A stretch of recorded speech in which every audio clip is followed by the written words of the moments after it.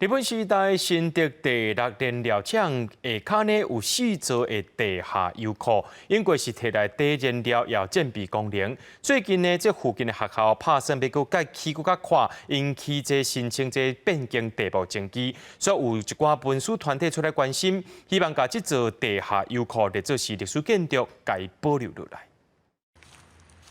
表面顶悬拢互拍电砍掉的，进入内底中有一个小小的门。 想要入去，该软过崩坑，才当看到这座日本时代新竹第6燃料厂地下油库。油库因为比较接那个公道，公道以前就是6燃支线，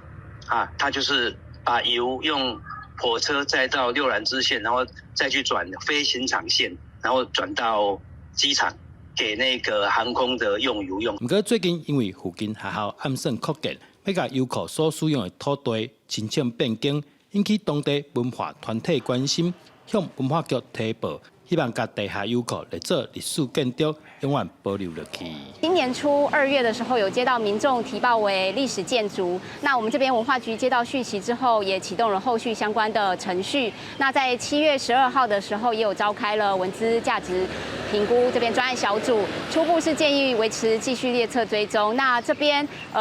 我们后续8月11号也会提请文资审议大会审议，是希望朝向文化永续、共善共荣的目标迈进让多方的讨论可以保留我们建工的地下油库。文化团体讲，地下油库经过岁月的分裂，那充满丰富的历史故事，而且未来会当当作教学使用。所以文化局准备开文化资产审议会，由审议委员讨论做出结论。记者杜君和新竹报道。